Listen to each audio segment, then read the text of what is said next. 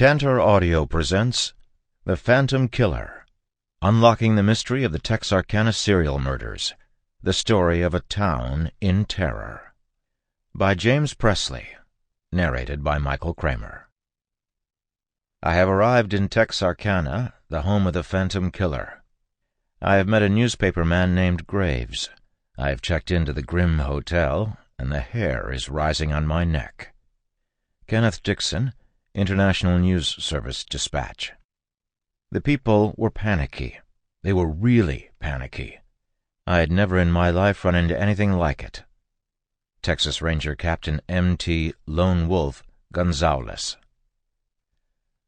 Author's Note.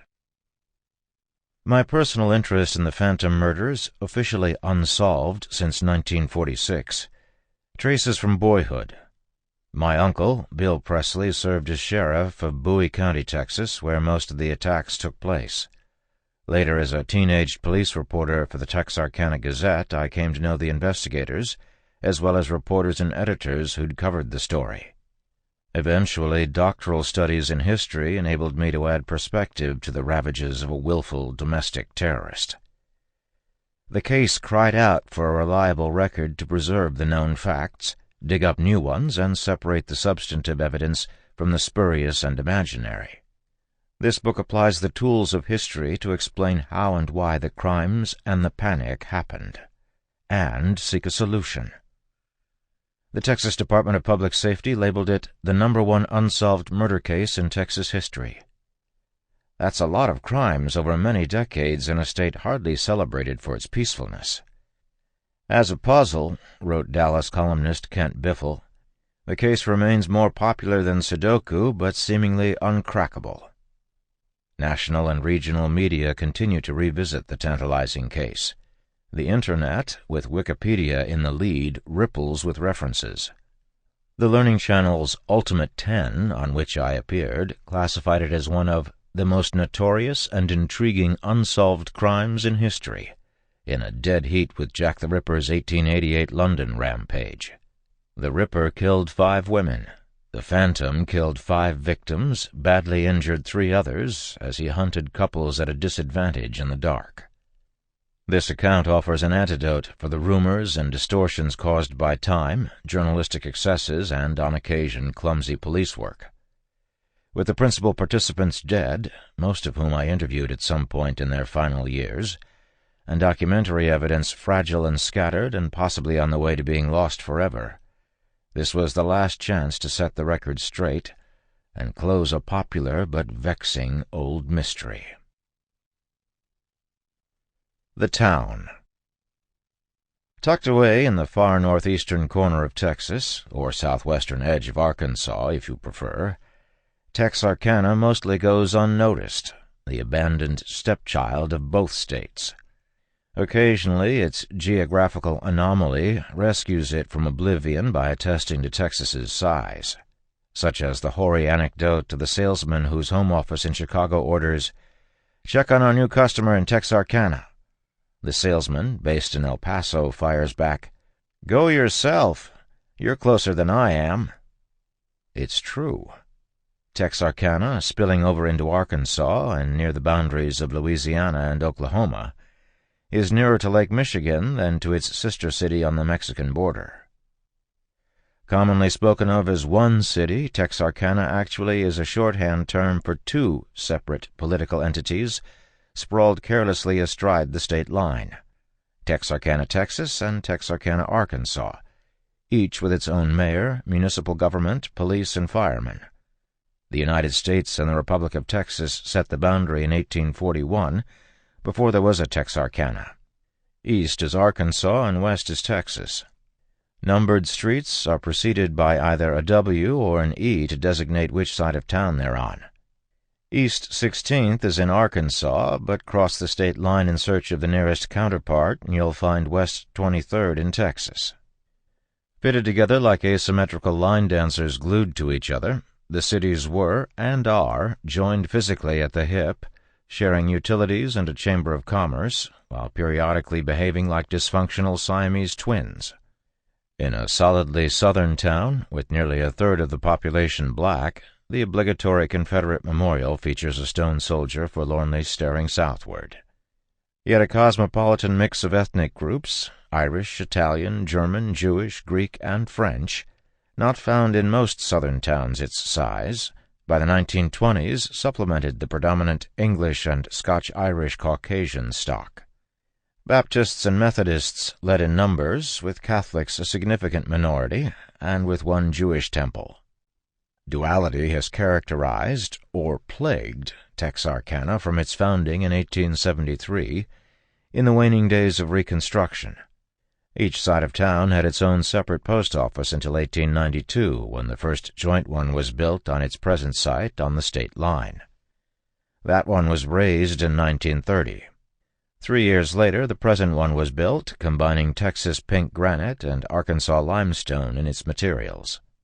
The state line defined even religious jurisdictions. The city's 2 Catholic parishes, Sacred Heart in Texas, St. Edward in Arkansas, were in different dioceses, Dallas and Little Rock. Protestant denominations experienced similar realities. Crosstown rivalries flourished. The annual football game between Texas High's Tigers and Arkansas High's Razorbacks often included fistfights in the stands. One photo promoting the city portrayed a pair of young twins with boxing gloves confronting each other. The most popular symbol of duality, though, was a postcard that depicted a man on the Texas side clutching a rope tied to a donkey on the other side of the state line. In the background, the massive United States courthouse and post office, billed as the only one in America situated in 2 states, imposingly straddles State Line Avenue. The postcard's caption signified, perhaps humorously, perhaps not, a potential for friction. A man in Texas and his ass in Arkansas. To balance things out, a competing card placed a biblical ass in Texas. In the 19th century, the timber industry flourished in both states with an abundant supply of pine and hardwood, creating jobs, albeit often dangerous ones, and a number of local fortunes. Texarkana's location made it a natural railroad center as lines crossed from almost every direction en route to either coast. The town became known as that lively railroad village, festooned with saloons and bawdy houses and rampant with crime. Texarkana is the gateway between the East and Texas, and the halfway house where burglars, thieves, and robbers stop momentarily to recuperate, commented one early observer. The most horrifying tragedy of those days occurred on a July night in 1882. A violent storm drove dozens inside the Paragon Saloon and Gambling House for refuge. Lightning struck the building next door, under construction, and strong winds blew a wall onto the saloon, shattering timbers, knocking over kerosene lamps. A fierce fire broke out, compounding the plight of those trapped beneath the rubble. At least 40 men perished. One, pinned painfully and hopelessly, ended his agony with a gunshot to his own head. With its location a veritable magnet for the criminally inclined, an early editor charged, "The great majority of Texarkana's early settlers were gamblers, gunmen, and other lawless individuals who flocked into towns where law enforcement was weak." By 1888, by one accounting, the fledgling city boasted 23 saloons, 18 of them on Broad Street with flashy names like Cosmopolitan, Hole in the Wall, Gateway, Triangle, Golden Star, and Red River. Over the years, the city, or cities, grew out of its frontier roughness, but never shook off the image entirely. Open saloons and gambling dens vanished in time. Brothels continued to flourish. Organized prostitution persisted well beyond World War II. Texarkana has since remained a crossroads. 4 major highways intersect in the town today. In the 1940s, 4 rail lines provided passenger service, which was on par for a city several times Texarkana's size. American and Mid-Continent Airlines each offered 2 flights daily. American's DC-3s landed and departed from either coast. Mid-Continent flew north and south. Buses and automobiles brought in people of all descriptions and statuses. A large sign above U.S. Highway 67, a major artery connecting Dallas and Little Rock, proclaimed the city to be the gateway to the Southwest.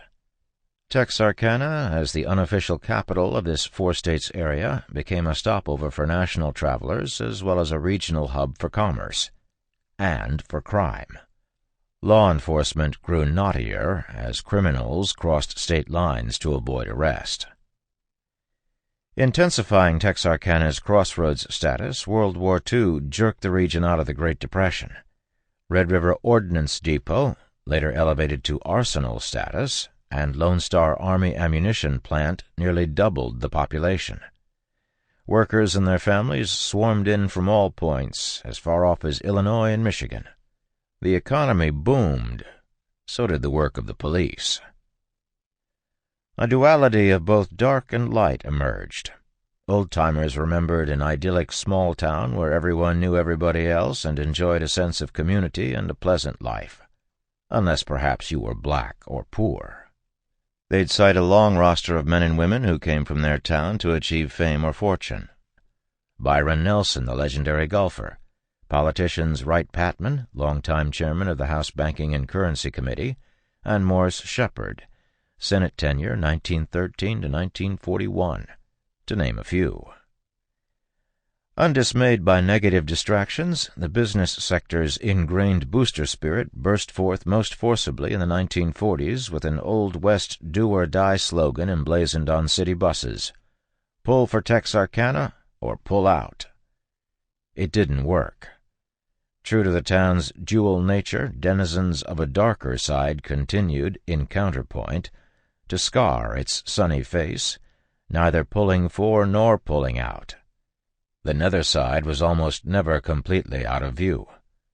One observer reported the most frequent datelines in the Police Gazette to be Peoria, Illinois, and Texarkana.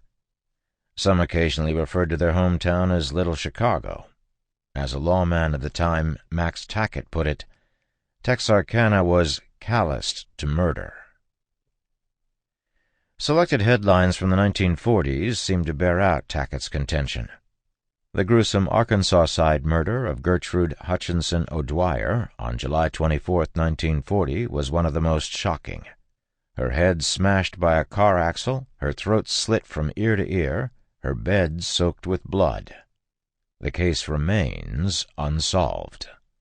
The next year, a 16-year-old boy, on parole for a shotgun killing in Alabama 4 years earlier, fatally slugged a younger boy with a pop bottle in Fouke, Arkansas, about 10 miles from Texarkana.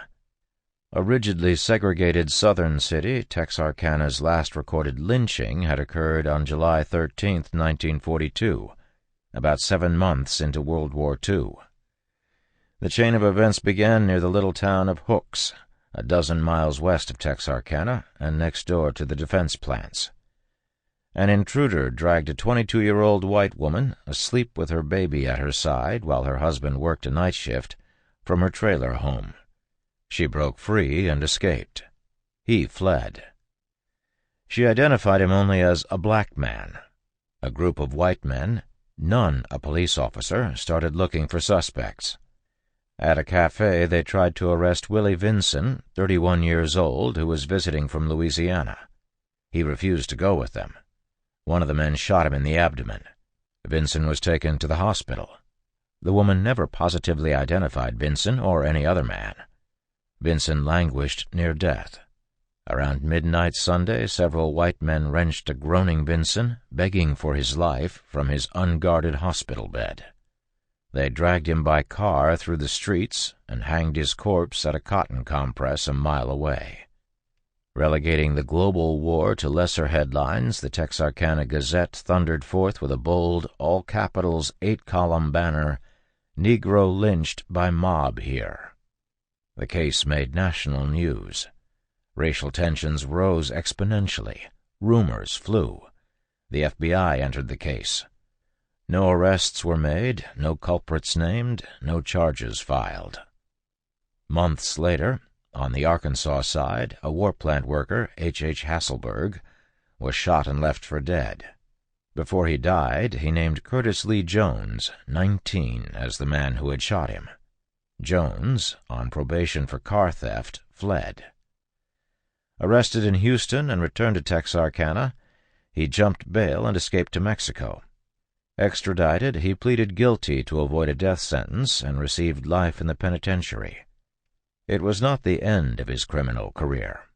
He ended up with a long rap sheet. After his early release, he continued to add to his record.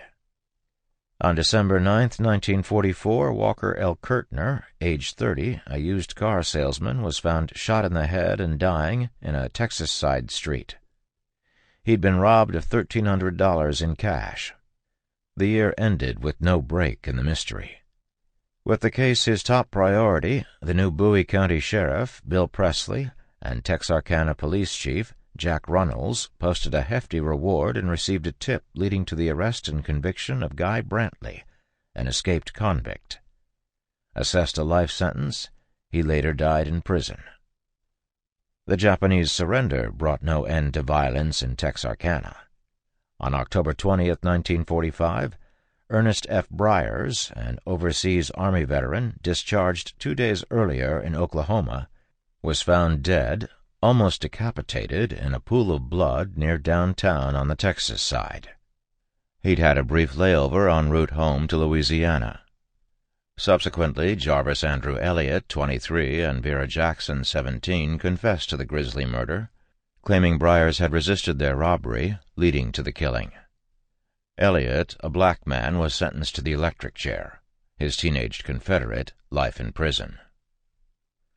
Hold-ups, cuttings, burglaries also vied for headlines. At the edges of 4 states, Texarkana lay in the direct path of traffickers in illicit goods. Scofflaws ran whiskey from wet Louisiana to dry Oklahoma through the area. Specially rigged automobiles carried from 50 to 70 cases of liquor. A stick-bed truck, 100. High-speed chases, at times in town and accompanied by gunfire, might register as high as 90 miles per hour. It was a lively atmosphere during a lively time. The old year 1945 went out literally with a bang. In a shootout at nearby Fulton, Arkansas, the day before New Year's Eve, Arkansas State Policemen Charlie Boyd and Max Tackett, both war veterans back at their old jobs, returned fire from James W. Moore, a 35-year-old ex-convict from Missouri, fatally wounding him. An ominous foreshadowing with sequel over the next several weeks of the new year 1946. A $485 holdup of a liquor store in Arkansas, the only side with legal liquor sales, shootings, the sentencing of 3 men for robbery with firearms, a war veteran's fatal blow with a hammer to an adversary's head in an alcohol-fueled fracas, a gunshot suicide, a fatal knife fight, a string of burglaries and thefts netting from $5 to as much as $700. One Texas side pistol-backed holdup yielded only $38. Clothing, radios, jewelry, vehicles, saddles, and horses. Nothing was off-limits to thieves. Highway crashes snuffed out 2 lives and injured others. The unexpected kept cropping up.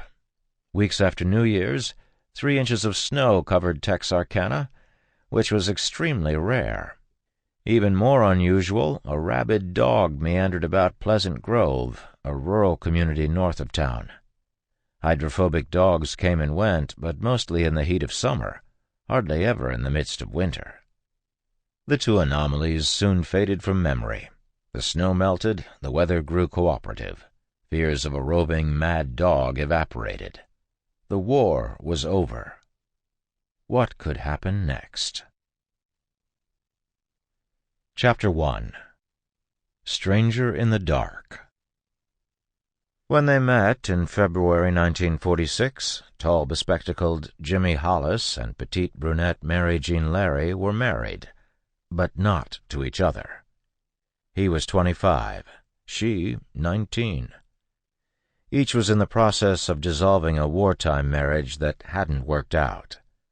While awaiting their final divorce decrees, they felt free to date, and did. Their lives, like the rest of the town and the world, were in flux.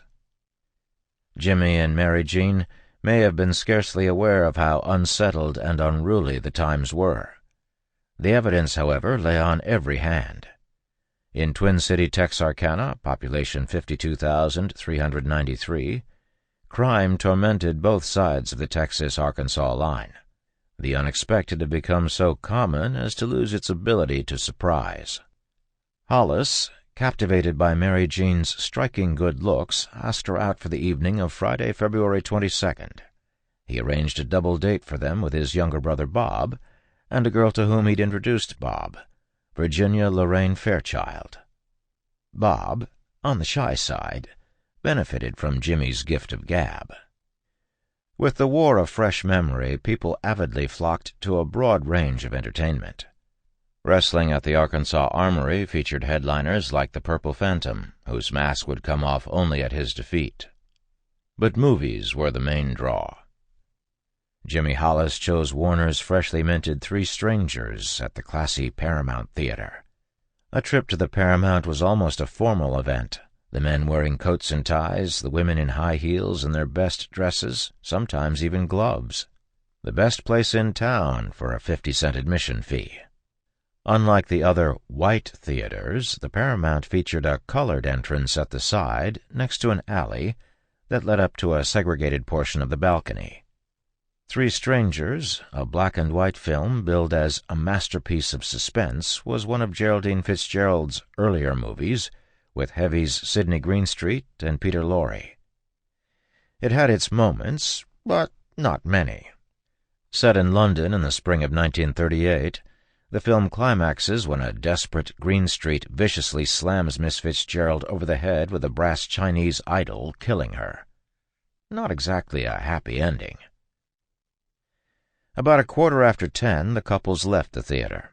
Jimmy Hollis, driving an old-model gray Chevrolet, took them to a drive-in cafe where they sipped soft drinks and chatted. Then he drove Bob and his date home. It was a long drive from there to the little town of Hooks in Texas, where Mary Jean lived. Texarkana was small. You could drive across town in a matter of minutes. By 11, less than an hour after leaving the theater, Jimmy and Mary Jean drove on to New Boston Road on the Texas side, which would take them to Highway 82 and west to Hooks. First he detoured to graveled Richmond Road, north of town. They were young and frivolous, as Jimmy was to put it. They followed Richmond Road about 100 yards past the last row of city houses and turned off onto a dirt lane and parked. They were near the rural Pleasant Grove community, scene of the mad dog scare the previous month. By that time of night, traffic was sparse. All was quiet and peaceful. Earlier, there had been a light drizzle with some fog. It was pleasantly cool, in the upper 60s, with a slight breeze. The moon was nearing the last quarter and wouldn't be rising for more than an hour. They were in pitch-black darkness as they chatted, and Hollis, always an easy conversationalist, told a few jokes. Fancying himself a bit of a crooner, he drew on his experience with a dance band in Fort Worth and began singing to Mary Jean. It was a romantic interlude for both. Utter privacy. Whatever might be said of Texarkana, its lovers' lanes were secluded, peaceful, quiet, and safe, a commonly accepted lure to the young set. For some reason Hollis never could explain later, to himself or anyone else, he impulsively got out of the car and studied the dark sky, searching for stars. As he stood in the unpaved lane in the dark, suddenly a powerful flashlight's beam swiveled on, seemingly out of nowhere, about 20 feet away, and focused in his eyes, blinding him. From around the halo of light he saw what appeared to be a pistol barrel aimed his way, backed up by a rough voice barking orders in a mean tone. Judging from the voice and level of the flashlight, Hollis assessed the man as tall and fairly young. Who was he? What did he want? "Take off your fucking pants," the gruff voice ordered. Hollis, partially in shock, partially in denial, couldn't fathom what was going on. He knew the man was holding a gun on him. He could tell by the orders that the man was uncouth, to put it mildly, and intended to have his way. His mind groped for a reasonable explanation. This must be some kind of strange game, he told himself. A prankster had mistakenly zeroed in on him. Hollis, startled, knew he had never heard the voice before. "Fella, you've got me mixed up with someone else. You've got the wrong man." Hollis's words drove the man, now moving closer, into a spasm of anger. "I don't want to kill you, fella," the man spat the words back. "So you better do what I tell you. Take off your goddamned pants. Now!" The second command shook Hollis out of any residual denial or confusion. There was no joke behind the man's snarled words. Incongruously, Hollis ran a question over and over in his mind. What would Dick Tracy do now? Even as he thought it, he realized the comic strip detective would have found himself just as helpless in a situation like this. From inside the car, he heard Mary Jean pleading. "Jimmy, please take them off," she said, thinking that might keep them from being harmed. Hollis had no choice. He loosened his belt, lowered his trousers, and eased out of them, one leg almost snagging as he tried to keep from falling. Then the intruder moved closer and slammed Hollis viciously on the head with a heavy, blunt object like an iron pipe or pistol's barrel. Once, whack! Then a second time, whack! The force knocked his glasses off. He crumpled to the ground. The man kicked him hard. Hollis could feel metal cleats in the man's shoes or boots stomping his chest. Then the stranger struck Hollis again on the head as he lay on the ground. Mary Jean thought Hollis had been shot. She was mistaken. She'd heard his skull cracking. With Hollis disabled on the ground, the assailant turned his attention to the petite teenager. She got out of the car. She leaned over to pick up Hollis's trousers and took out his billfold, showing it to the assailant. "Look," she said, "he doesn't have any money." "You're lying," the man shouted. "No, look, you can see." He bent over to where Hollis lay and searched his trousers. He turned to her. "Where's your purse?" "I don't have one," she said weakly. Angered, he hit her on the head. It felt like an iron pipe. She fell to the ground. Somehow she managed to get up. "Take off," the man growled. "Run!" She tried to obey. She headed for a nearby ditch. "Not that way," he shouted. "Go up the road." She was wearing high-heeled shoes. She did the best she could. She could hear Hollis, still on the ground, groaning. The thug turned his attention back to Hollis, beating and stomping him. As she ran, she could hear the thud of the blows and could hear Hollis's groans. Terrified, she blindly ran down the road. At times stumbling, she dashed off wildly. Would he let her escape, or was he going to shoot her? In the dark, she ran and ran, despite her high heels, as if her life depended on every step. She came upon an old model car parked by the side of the road. It faced toward Hollis's car. "Someone to help me." She stopped momentarily and glanced inside. She saw no one. Her brief hope evaporated. In her panic, she didn't realize it may have been the stranger's car, parked unnoticed with the lights off before he stalked them. Then, suddenly, as if the gunman had decided to turn the bizarre aggression into a sport, he took off and chased her down the isolated road. She could hear his footsteps thudding on the dirt road. Just after she'd passed the old car, he caught up with her. "What the hell are you running for?" he demanded. "You told me to run," she answered in a trembling voice. "You're a goddamned liar," he yelled back at her. In that moment, she knew he was going to kill her. Fear and anticipation paralyzed her. She stopped in her tracks. She was so frightened she couldn't move. She could think of nothing she could do. It was the end. He then slammed her, harder than before, with the blunt object, opening a wound on her scalp. She dropped to the ground again. Then the game changed. Helpless on the ground, she felt a violent tug at her panties, and then the sudden intrusion of a metallic object like a pistol muzzle. She cried out in excruciating pain. She feared it would never end. Yet he didn't try to rape her. Somehow, and she never was able to remember afterward how she did it, she rose unsteadily to her feet. The abuse was so painful, so humiliating that, once on her feet and knowing she didn't want him to ever touch her again, she begged him, "Go ahead and kill me." She remembered little of the scene after that. She believed he intended to force her into his car and later kill her. Then suddenly he turned and left her in the middle of the road. Sample complete. Ready to continue?